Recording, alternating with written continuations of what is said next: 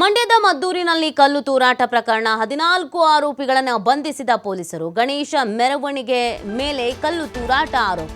14 ಮಂದಿ ಅನ್ಯ ಧರ್ಮೀಯರನ್ನ ಬಂಧಿಸಲಾಗಿದೆ. ಮದ್ದೂರು ಠಾಣೆ ಪೊಲೀಸರಿಂದ ಬಂಧಿಸಿ ವಿಚಾರಣೆಯನ್ನ ಮಾಡಲಾಗ್ತಾ ಇದೆ.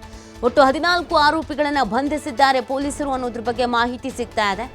ಗಣೇಶ ಮೆರವಣಿಗೆ ವೇಳೆ ಬೇಕು ಅಂತ ಕಲ್ಲು ತೂರಾಟವನ್ನ ಮಾಡಲಾಗಿತ್ತು. ಡಿಜೆ ಶಬ್ದಕ್ಕಾಗಿ ಕಲ್ಲು ತೂರಾಟ ಅಂತ ಹೇಳ್ತಿರೋದು ನೆಪ ಮಾತ್ರಕ್ಕೆ ಮಾತ್ರ.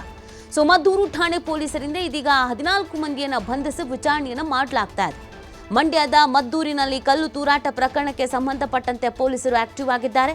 ಈಗಾಗಲೇ ಕಲ್ಲು ತೂರಾಟವನ್ನು ನಡೆಸಿದ 14 ಆರೋಪಿಗಳನ್ನು ಬಂಧಿಸಿ ವಿಚಾರಣೆಗೆ ಒಳಪಡಿಸಿದ್ದಾರೆ. ಕಲ್ಲು ತೂರಾಟಕ್ಕೆ ಕಾರಣ ಏನು? ಮುಂಚಿತವಾಗಿ ಪ್ಲಾನ್ ಮಾಡಿಕೊಂಡಿದ್ರಾ ಅಥವಾ ಆ ಕ್ಷಣದಲ್ಲಿ ಆಗಿದ್ದ? ಇವ್ರದ್ದೊಂದು ಗ್ಯಾಂಗೇ ಇತ್ತ? ಇದೆಲ್ಲದ್ರ ಬಗ್ಗೆ ಕೂಡ ತನಿಖೆಯನ್ನು ಮಾಡಲಾಗ್ತಾ ಇದೆ.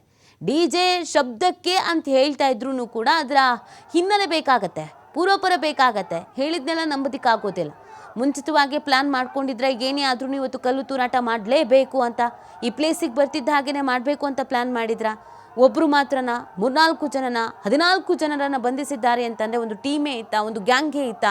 ಇದೆಲ್ಲವೂ ಕೂಡ ತನಿಖಾ ಸಂದರ್ಭದಲ್ಲಿ ಗೊತ್ತಾಗಬೇಕಾಗತ್ತೆ. ಪೊಲೀಸರು ಈಗಾಗಲೇ 14 ಮಂದಿಯನ್ನು ಬಂಧಿಸುವಲ್ಲಿ ಯಶಸ್ವಿಯಾಗಿದ್ದು ತನಿಖೆಯನ್ನು ಚುರುಕುಪಡಿಸಿದ್ದಾರೆ. ಇನ್ನು ಕೆಲವರನ್ನ ವಶಕ್ಕೆ ಪಡೆದುಕೊಳ್ಳಬಹುದಾದ ಸಾಧ್ಯತೆ ಇದೆ. ಯಾಕಂದರೆ ಇವತ್ತು ಬೆಳಗಿನ ವಿಜುವಲ್ಸನ್ನು ನೀವು ಗಮನಿಸ್ತಾ ಇದ್ದೀರಾ, ಯಾವ ರೀತಿಯಾಗಿ ಅಸಮಾಧಾನ ಸ್ಫೋಟ ಆಗಿದೆ ಅನ್ನೋದನ್ನು. ಈಗಾಗಲೇ ಅಲ್ಲಿ ಲಾಠಿ ಚಾರ್ಜ್ ಕೂಡ ಆಗಿದೆ. ಪೊಲೀಸರು ಕಂಟ್ರೋಲ್ಗೆ ತರುವಂಥ ನಿಟ್ಟಿನಲ್ಲಿ ಸಾಕಷ್ಟು ಪ್ರಯತ್ನ ಪಡ್ತಾ ಇದ್ರು ಕೂಡ ಅದು ಸದ್ಯದ ಮಟ್ಟಿಗೆ ಸ್ವಲ್ಪ ತಲೆನೋವು, ತಲೆಬಿಸಿ ಕೆಲಸನೇ. ನೋಡಿ, ಎಲ್ಲರೂ ಓಡ್ತಾ ಇದ್ದಾರೆ. ಲಾಠಿ ಚಾರ್ಜ್ ಅನ್ನು ಮಾಡಲಾಗಿದೆ ಪರಿಸ್ಥಿತಿ ಕಂಟ್ರೋಲ್ಗೆ ತರುವಂಥ ನಿಟ್ಟಿನಲ್ಲಿ.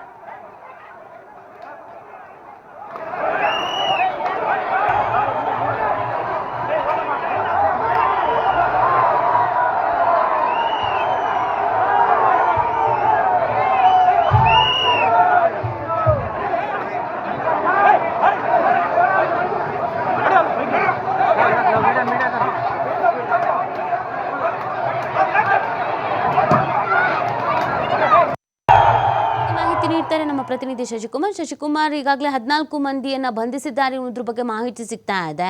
ಸೊ ವಿಚಾರಣೆ ಸಂದರ್ಭದಲ್ಲಿ ಅಂದರೆ ಇದು ಪ್ರೀ ಪ್ಲಾನ್ಡಾ, ಬೇಕು ಅಂತ ಮೊದಲೇ ಮುಂಚಿತವಾಗಿಯೇ ಕಲ್ಲು ತೂರಾಟ ಮಾಡಬೇಕು ಅಂತಾನೇ ಬಂದಿದ್ದ, ಅಥವಾ ನಿಜವಾಗ್ಲೂ ಡಿಜೆ ಸೌಂಡ್ ಮಾತಿಗೆ ಮಾತು ಬೆಳೆದು ಕಿರಿಕಾಗಿರೋದಾ? ತನಿಖೆ ಏನಾದರೂ ನಡೀತಾ ಇದೆಯಾ? ನೀತಿ ಏನು ನಿನ್ನೆ ಸಂಜೆ ಮದ್ದೂರು ಪಟ್ಟಣದಲ್ಲಿ ಗಣೇಶ ಮೆರವಣಿಗೆ ವೇಳೆ ಕಲ್ಲು ತೂರಾಟ ನಡೆದಿದ್ದಂತ ಪ್ರಕರಣಕ್ಕೆ ಸಂಬಂಧಪಟ್ಟಂತೆ ಈಗಾಗಲೇ ಮದ್ದೂರು ಟೌನ್ ಪೊಲೀಸರು 14 ಮಂದಿಯನ್ನ ಬಂಧಿಸಿರ್ತಕ್ಕಂಥದ್ದು. 14 ಮಂದಿಯನ್ನು ಕೂಡ ಬಂಧಿಸಿರ್ತಕ್ಕಂಥ 14 ಮಂದಿಯ ತೀವ್ರ ವಿಚಾರಣೆ ಕೂಡ ನಡೆಸಿರ್ತಕ್ಕಂಥದ್ದು. ಯಾಕಂತ ಹೇಳಿದ್ರೆ ಈ ಒಂದು ಪ್ರಕರಣದ ಹಿಂದೆ ಯಾರಿದ್ದಾರೆ, ಇದಕ್ಕೆ ಪ್ರಚೋದನಕಾರಿಯಾಗಿ ಯಾರಿದ್ದಾರೆ, ಜೊತೆಗೆ ಇವರಿಗೆ ಯಾರು ಕುಮ್ಮಕ್ಕಿದೆ ಅನ್ನೋದ್ರ ಬಗ್ಗೆ ಕೂಡ ಸ್ಪಷ್ಟವಾದಂತ ಮಾಹಿತಿ ಬೇಕಾಗಿರ್ತಕ್ಕಂಥದ್ದು. ಹೀಗಾಗಿ ಈ ಒಂದು ಹಿನ್ನೆಲೆಯಲ್ಲೂ ಕೂಡ ಪೊಲೀಸರು ತನಿಖೆಯನ್ನು ಕೂಡ ನಡೆಸ್ತಾ ಇರ್ತಕ್ಕಂಥದ್ದು. ಇವತ್ತು ಏನು ಮದ್ದೂರು ಪಟ್ಟಣ ಬಂದ್ಗೆ ಕರೆಯನ್ನ ಕೊಟ್ಟಿರ್ತಕ್ಕಂಥ ಹಿನ್ನೆಲೆಯಲ್ಲಿ ಬೃಹತ್ ಪ್ರತಿಭಟನಾ ಜಾಥಾ ಕೂಡ ನಡೀತಾ ಇರ್ತಕ್ಕಂಥದ್ದು. ಈ ಸಂದರ್ಭದಲ್ಲಿ ಎಲ್ಲಾ ಹೋರಾಟಗಾರರು ಕೂಡ ಆಗ್ರಹ ಮಾಡ್ತಿರ್ತಕ್ಕಂಥದ್ದು ಒಂದೇ, ಕೆಲವರನ್ನ ನೀವು ಬಂಧಿಸಿದ್ರೆ ಸಾಕಾಗೋದಿಲ್ಲ. ಇದರ ಹಿನ್ನೆಲೆ ಯಾರಿದ್ದಾರೆ, ಈ ಒಂದು ಪ್ರಕರಣಕ್ಕೆ ಈ ಪ್ರಚೋದನೆಯಾಗಿ ನಿಂತಿರ್ತಕ್ಕಂಥದ್ದು ಅಥವಾ ಕುಮ್ಮಕ್ಕನ್ನ ಕೊಟ್ಟಿರ್ತಕ್ಕಂಥದ್ದು ಯಾರು, ಅವರೆಲ್ಲರ ಬಗ್ಗೆ ಸಂಪೂರ್ಣ ತನಿಖೆ ಆಗ್ಬೇಕು, ಸಮಗ್ರ ತನಿಖೆ ಆಗ್ಬೇಕು, ಅವರನ್ನು ಕೂಡ ಕೂಡಲೇ ಬಂಧಿಸಬೇಕು ಅನ್ನೋ ಒಕ್ಕರ್ಲ ಆಗ್ರಹ ಕೂಡ ಕೇಳ್ಬರ್ತಿರ್ತಕ್ಕಂಥದ್ದು. ಹೀಗಾಗಿ ಈಗಾಗಲೇ 14 ಜನರ ತೀವ್ರ ವಿಚಾರಣೆ ಕೂಡ ನಡೀತಾ ಇರ್ತಕ್ಕಂಥದ್ದು. ಬಂಧಿತರ 14ರಲ್ಲಿ ಈಗಾಗಲೇ ಸಾಕಷ್ಟು ಜನರು ಕೂಡ ಬಂಧಿಸಿರ್ತಕ್ಕಂಥದ್ದು. ಮತ್ತಷ್ಟು ಜನರ ಬಂಧನ ಸಾಧ್ಯತೆ ಇರ್ತಕ್ಕಂಥದ್ದು. ಯಾಕೆಂತ ಹೇಳಿದ್ರೆ ಇದರ ಹಿಂದೆ ಸಾಕಷ್ಟು ಜನರ ಕೈವಾಡ ಕೂಡ ಇರ್ತಕ್ಕಂಥದ್ದು. ಹೀಗಾಗಿ ಬರೀ ಡಿಜೆ ಹಾಕ್ಲಿಕ್ಕೆ, ಡಿಜೆ ಸೌಂಡ್ಗೆ ಅಷ್ಟೇ ಇವರು ಆಕ್ರೋಶಿತರಾಗಿ ಈ ಒಂದು ಕಲ್ಲು ತೂರಾಟವನ್ನ ಮಾಡಿರೋಕೆ ಸಾಧ್ಯ ಇಲ್ಲ.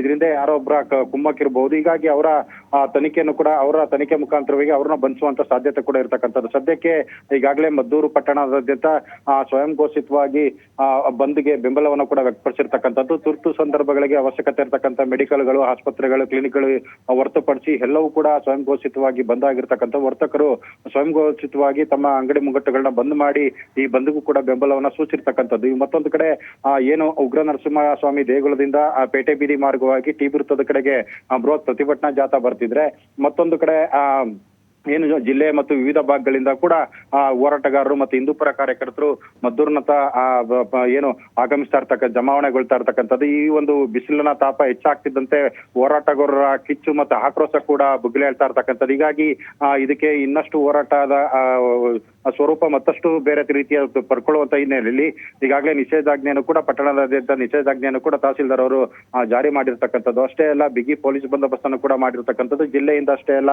ಅಕ್ಕಪಕ್ಕದ ಮೈಸೂರು ಮತ್ತೆ ರಾಮನಗರ ಜಿಲ್ಲೆಗಳಿಂದಲೂ ಕೂಡ ಹೆಚ್ಚಿನ ಪೊಲೀಸರನ್ನ ಭದ್ರತೆಗಾಗಿ ನಿಯೋಜನೆ ಮಾಡಿರ್ತಕ್ಕಂಥದ್ದು. ನೀತಿ ಶಶಿಕುಮಾರ್, ಇನ್ನು ಇದಕ್ಕೆ ಸಂಬಂಧಪಟ್ಟಂತೆ SP ಆಗಿರ್ಬೋದು, ಪೊಲೀಸ್ ಇಲಾಖೆ ಆಗಿರ್ಬೋದು, ಏನಾದರೂ ಸ್ಪಷ್ಟನೆ ಕೊಟ್ಟಿರೋದು, ಸ್ಟೇಟ್ಮೆಂಟ್ ಕೊಟ್ಟಿರೋದು, ಈ ಥರದ್ದು ಏನಾದ್ರು ನಡೆದಿದೆಯಾ?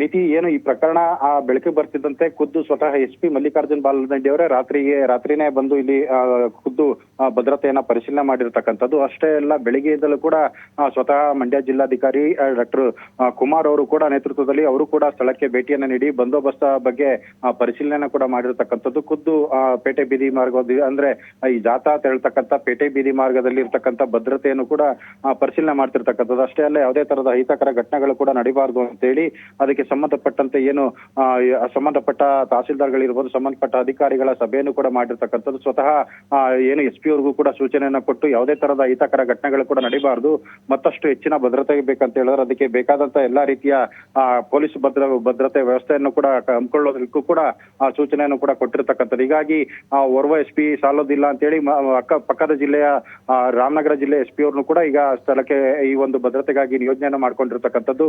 ಹೀಗಾಗಿ ಬಿಗಿ ಪೊಲೀಸ್ ಬಂದೋಬಸ್ತನ್ನು ಕೂಡ ಹಮ್ಮಿಕೊಂಡಿರ್ತಕ್ಕಂಥದ್ದು. ಇದಕ್ಕೆ ಸಂಬಂಧಪಟ್ಟಂತೆ 14 ಜನರ ಬಂಧನ ಏನಾಗಿದೆ, ಅದಕ್ಕೆ ಸಂಬಂಧಪಟ್ಟಂತೆ ಮಂಡ್ಯ SP ಮಲ್ಲಿಕಾರ್ಜುನ್ ಬಾಲದಂಡಿ ಅವರು ಕೂಡ ಮಾಹಿತಿಯನ್ನ ನೀಡಿರ್ತಕ್ಕಂಥದ್ದು. ಈಗಾಗಲೇ ಈ ಒಂದು ಪ್ರಕರಣಕ್ಕೆ ಸಂಬಂಧಪಟ್ಟಂತೆ ಈಗಾಗಲೇ 14 ಜನರನ್ನ ಬಂಧನ ಮಾಡಲಾಗಿದೆ. ಅವರ ವಿಚಾರಣೆ ಕೂಡ ನಡೀತಾ ಇದೆ ಅಂತೇಳಿ ಈಗಾಗಲೇ ಹೇಳಿರ್ತಕ್ಕಂಥದ್ದು. ಇವತ್ತು ಬೆಳಿಗ್ಗೆಯಿಂದ ನಾಳೆ ಬೆಳಿಗ್ಗೆವರೆಗೂ ಕೂಡ ಪಟ್ಟಣದಾದ್ಯಂತ ನಿಷೇಧಾಜ್ಞೆಯನ್ನ ಮಾಡಿದ್ದೇವೆ. ಯಾವುದೇ ತರದ ಏನು ಜಾಸ್ತಿ ಯಾರಿಗೂ ಕೂಡ ಏನು ಸಾವು ನೋವು ಆಗುವಂತ ಏನು ತೊಂದರೆಗಳು ಏನಾಗಿಲ್ಲ, ಸಣ್ಣ ಪುಟ್ಟ ನೋವುಗಳಾಗಿರ್ತಕ್ಕಂಥದ್ದು. ಅಂತವರಿಗೆ ಮದ್ದೂರು ಮತ್ತೆ ಮಂಡ್ಯದ ಆಸ್ಪತ್ರೆಗಳಲ್ಲಿ ಚಿಕಿತ್ಸೆಯನ್ನು ಕೊಡಿಸಲಾಗಿದೆ ಅನ್ನೋ ಮಾಹಿತಿನ ಕೂಡ ಕೊಟ್ಟಿರ್ತಕ್ಕಂಥದ್ದು. ಒಟ್ಟಾರೆ ಹೇಳ್ಬೇಕಂತ ಹೇಳಿದ್ರೆ ಈ ಒಂದು ಪ್ರಕರಣಕ್ಕೆ ಸಂಬಂಧಪಟ್ಟಂತೆ ಮದ್ದೂರು ಪಟ್ಟಣದಲ್ಲಿ ಒಂದು ರೀತಿ ಬಿಗುವಿನ ವಾತಾವರಣ ನಿರ್ಮಾಣ ಆಗಿರ್ತಕ್ಕಂಥದ್ದು. ಹೀಗಾಗಿ ಕ್ಷಣಕ್ಕೂ ಕೂಡ ಹಿಂದೂಪರ ಸಂಘಟನೆಗಳು ಮದ್ದೂರಿನತ್ತ ಆಗಮಿಸಿರ್ತಕ್ಕಂಥ ಹಿನ್ನೆಲೆಯಲ್ಲಿ ಹೆಚ್ಚಿನ ಪೊಲೀಸ್ ಬಂದೋಬಸ್ತನ್ನು ಕೂಡ ನಿಯೋಜನೆ ಮಾಡ್ತಾ ಇರ್ತಕ್ಕಂಥದ್ದು. ನೀತಿ ಓಕೆ, ಥ್ಯಾಂಕ್ ಯು ಶಶಿಕುಮಾರ್ ತಮ್ಮ ಡೀಟೇಲ್ಸ್ಗಾಗಿ.